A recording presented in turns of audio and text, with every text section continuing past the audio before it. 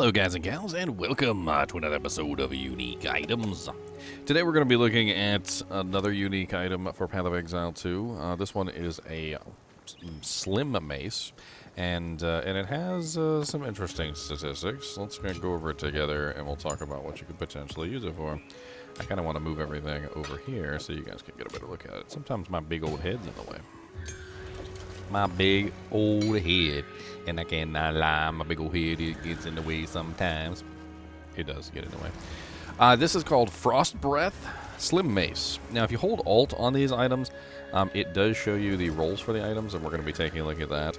It's 16 to 29 physical damage, and it also comes with 6 to 12 cold damage. As you can see, those don't roll. It has the base crit chance of 5%. It has 1.55 attacks per second, which means it's considerably faster than something like my giant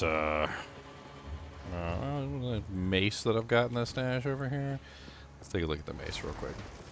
So I got like this one right here, which is the Chubber Chamber, and it has 1.10 attacks per second, so a much slower weapon by comparison to this. So do expect to be hitting quickly with the Frostbreath Slim Mace. It does have a level requirement of 10 and 25 strength requirement, which isn't too bad for anybody. Adds 5 damage, 4 to 6, so it's 4 to 6 to 8 to 12. For the physical damage, and then it's also 4 to 6 to 8 to 12 for the cold damage as well. So a perfect one would be 6 to 12 on both of those. And then the rest of it doesn't actually vary.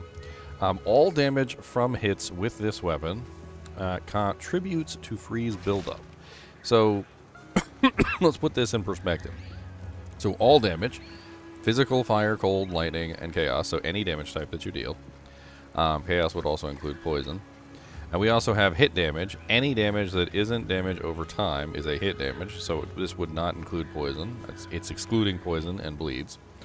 And then it says contributes to ailments. So with this weapon, contributes to ailments. So when it talks about ailments, it's talking about freeze. It's talking about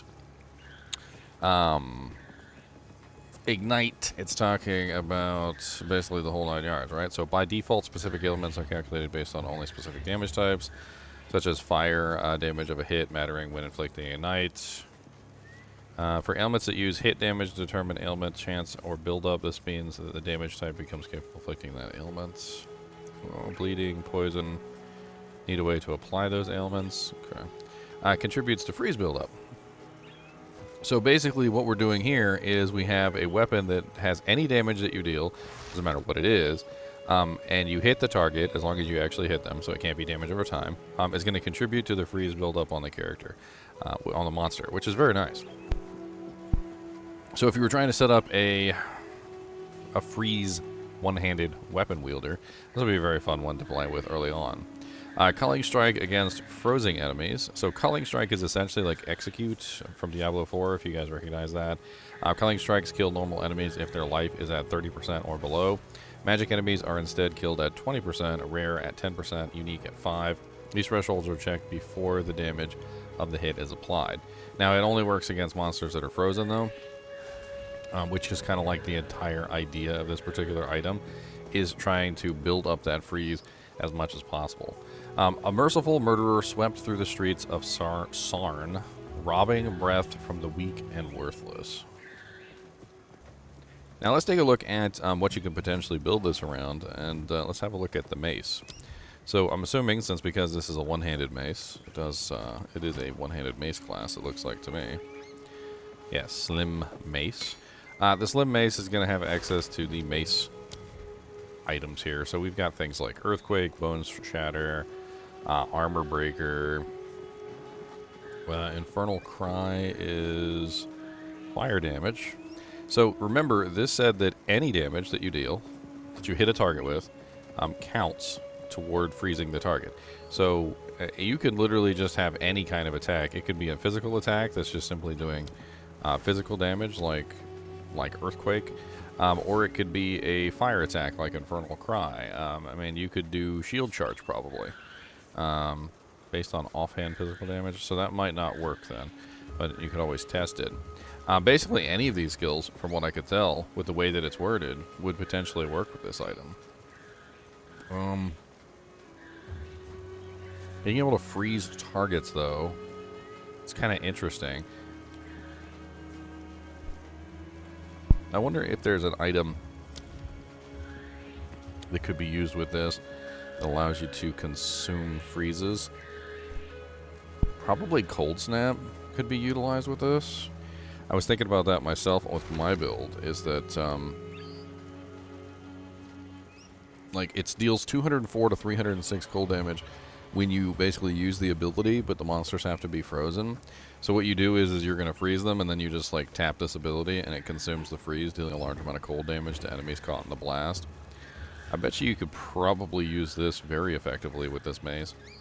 Basically focus on trying to freeze them, maybe even throw in a little bit of cold buildup and stuff like that with the target. Like, for instance, when you're talking about trying to freeze targets, Glacial Cascade, that's Quarterstaff. When you're talking about trying to freeze targets, there's a lot of support gems that you can potentially use. Like, for instance, you can utilize Penetrate Cold Resistance. You could also utilize supports, cause 50% more freeze buildup. You can throw that in there with it. There's also the... I have some more in my stash. Ice Bite, attacks gain 35% damage as cold for 3 seconds on freezing an enemy with supported skills. So this would probably work really well with this particular item, just simply because you're going to be freezing enemies all the time with this particular piece of equipment. And so giving you a 35% additional damage as cold is going to contribute very nicely to your damage output as you freeze targets constantly with this item. There's also things like Deep Freeze, which is supported skills, have 50% increased freeze duration on enemies, which would also be helpful. And there's a lot of potential ways that you could utilize this. This one right here also makes it so that whenever you freeze an enemy, create chilled ground. So basically, anytime that you freeze, like if you were to use this with this particular weapon, anytime you froze an enemy, you would also get chilled ground, which would also chill monsters as well. I can kind of show you this with permafrost bolts. Let's use this on permafrost bolts. And I can go outside and we can take a look at what the chilled ground looks like. I mean, overall, it seems like a very interesting weapon that would allow you to build up freeze on any target with any damage type, which is kind of something that I'm jealous of because I would like to have that on this particular character. But it's a yellow monster. Yeah, let's kill him. Wow, magic. So as you can see, when you freeze the targets with this particular gem, you get this chilled ground, which also contributes obviously to the freezing, which is really nice, or rather the chilling. And it's going to be very helpful when you're dealing out damage. Having the ability to freeze targets constantly makes it very easy for you to dish out damage to them, obviously, because it functions as a hard stun. It even works on bosses, which is very, very nice. As you can see, I was able to basically just lock down this guy. Ooh, a chance shard. Nice. My pockets are full. A little bit of secondary information here. Always pick up the any socketed item that you get. Make sure you bring it back to town, because you can get artificer fragments from any socketed item. And artificer fragments can be used to add sockets into your equipment, which is very nice. You just got to take them over to the salvage bench right here. And then you just salvage them, and you're going to get an artificer's shard. Once you have 10 of these, you get an artificer's orb, which you can right-click on and use to add sockets to your equipment.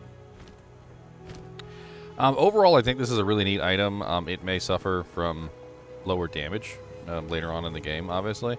The unique effect, as it being a weapon, a lot of the times when it comes to weapons, you're going to, out-level them, unfortunately. Perhaps this could still be something that you utilize in your offhand with like a dual wield setup, just simply to get the ability to add huge amounts of freezing and also the culling strike on the frozen targets. Only time will tell. I'm interested to see how these uniques eventually start to, change, or like whether people actually end up using them in endgame, or whether they're just going to be, like stuff that you only use as you're leveling up new characters, which could also be kind of cool too, because it could be very fun to just do like a fresh run through with a new character and just set up like a whole freeze warrior or something, with like, one hand plus shield, and go for like maximum freeze or just, maximum freeze damage, not cold damage per se, but just freezing everything and using the things that give you large amounts of damage bonuses for freezing targets, like Ice Bites, the cold penetration, if you're going to go the cold route, which you don't necessarily have to. You could also potentially utilize Deep Freeze, and then there's also, of course, the cold ground that I was showing off earlier. That one's really cool too. So you got a lot of different ways that you can potentially make things, work to your advantage in freezing targets.